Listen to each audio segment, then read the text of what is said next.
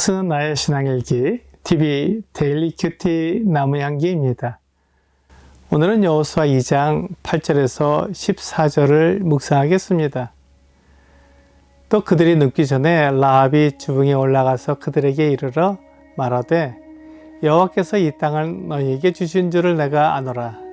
우리가 너희를 심히 두려워하고 이 땅 주민들이 다 너희 앞에서 간담이 녹나니 이는 너희가 애굽에서 나올 때 여호와께서 너희 앞에서 홍해의 물을 가르게 하신 일과 너희가 요단 저쪽에 있는 아모리 사람의 두 왕 시온과 옥에게 행한 일, 곧 그들을 전멸시킨 일을 우리가 들었음이니라.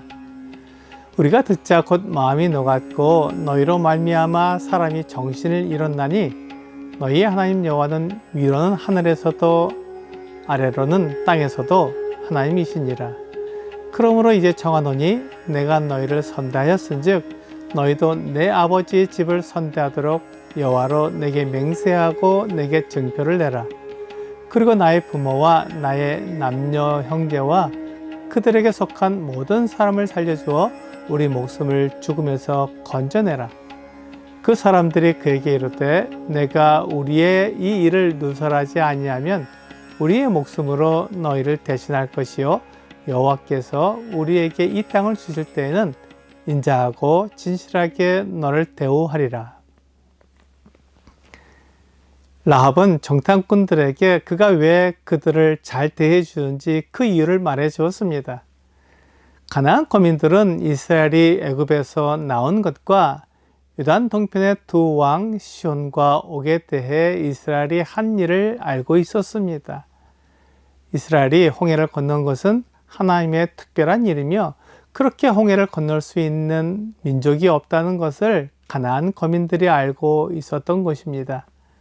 이스라엘 민족이 홍해를 건넌 것은 상상할 수 없는 일이었습니다. 뒤에는 바로의 군대가 쫓아오고 있고 앞에는 바다가 놓여있기 때문에 이스라엘 백성들이 바로의 군대에게 붙잡힐 수밖에 없었습니다. 하지만 하나님께서 모세를 통해 이스라엘 백성들에게 말씀하셨습니다. 출애굽기 14장 14절은 여호와께서 너희를 위하여 싸우시리니 너희는 가만히 있을지니라 라고 말씀하고 있습니다. 이스라엘 백성들은 불안해했고 바로의 군대에게 항복하는 게 낫겠다고 말하는 사람들도 있었습니다. 그래서 하나님께서 이스라엘 백성들에게 너희는 가만히 있으라고 말한 것입니다. 이 전쟁은 하나님께 속한 것이니 하나님께서 싸우시고 하나님께서 인도하실 것이라고 말한 것입니다. 가나안 땅을 차지하려고 들어가는 이스라엘 백성들과 같은 상황에 놓인 것입니다. 민수기 21장 33절과 34절은 그들이 돌이켜 바산길로 올라가매 바산왕 옥이 그의 백성을 다 거느리고 나와서 그들을 맞아 에드레이에서 싸우려 하는지라.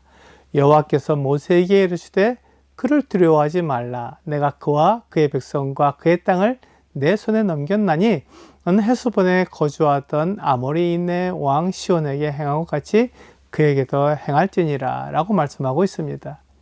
하나님은 시온 왕이나 옥 왕이 하나님의 뜻에 따라 이스라엘 백성들의 손에 넘겨졌다고 말씀하고 있습니다. 이스라엘 백성이 전쟁을 잘하거나 그들의 힘이 커서 시온과 옥을 이긴 것이 아니라 하나님께서 그들을 이스라엘에게 넘겨주셨기 때문에 이스라엘이 그들을 이길 수 있었다고 분명히 말씀하고 있습니다. 이것을 알지 못하면 이스라엘이 교만하게 되고 하나님을 인정하지 못하게 됩니다. 하지만 가나안의 첫 성인 여리고의 라합은 그것을 알고 있었습니다. 이스라엘의 힘으로는 시온과 옥을 이길 수 없는데 그들을 이긴 것은 하나님이 그들과 함께 하시기 때문이라는 것을 잘 알고 있었습니다. 그래서 여리고 성 주민들의 마음이 녹았고 정신을 잃었습니다. 어떻게 이스라엘 사람들이 홍해를 건너고 시온 왕과 옥 왕을 이길 수 있었는가? 그렇다면 하나님께서 이스라엘에게 주시기로 약속하신 가나안 땅도 이스라엘의 것이 아닌가? 그들은 이렇게 생각하고 어떻게 해야 할지 몰랐습니다. 그래서 라합은 여리고 왕을 배반하고 하나님께 속하기로 결정한 것입니다. 하나님이 참 신이시라는 것을 인정한 것입니다. 그래서 라합은 위로는 하늘에서도 아래로는 땅에서도 하나님이시니라 라고 고백했습니다.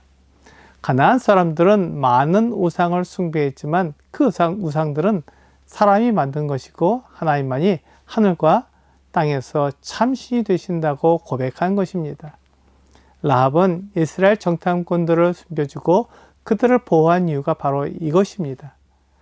자기가 가나안 우상을 떠나 살아있고 참 신이신 하나님께로 속하기 위해서는 이스라엘의 정탐꾼들을 도와주고 그들을 통해 하나님의 보호하심을 경험해야 한다고 생각한 것입니다.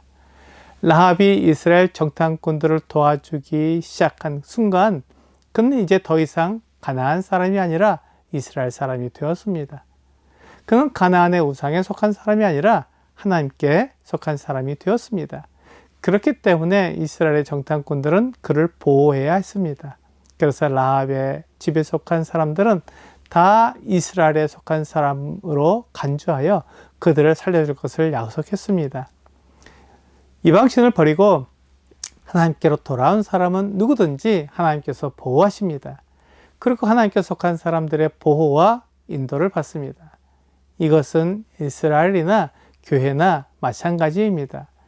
이스라엘에 속한 사람은 이스라엘이 보호하는 것처럼 교회에 속한 사람은 교회가 보호합니다.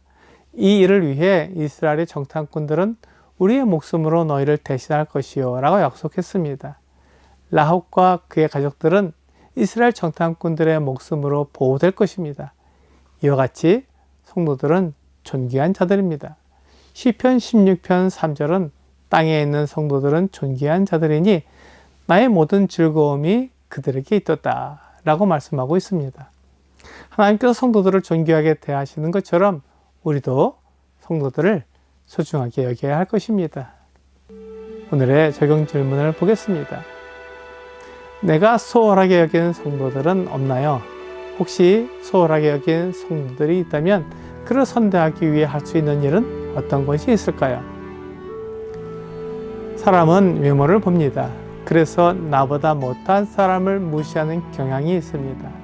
그러나 땅에 있는 성도는 존귀한 자들입니다.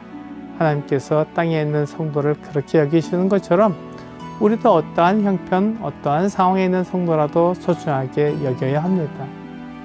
오늘 사람들을 존귀하게 여기며 사랑하는 하나님처럼 어떤 형편, 어떤 사정에 있는 성도라 할지라도 소중히 여기는 여러분과 제가 되기를 주 예수님의 이름으로 기도합니다.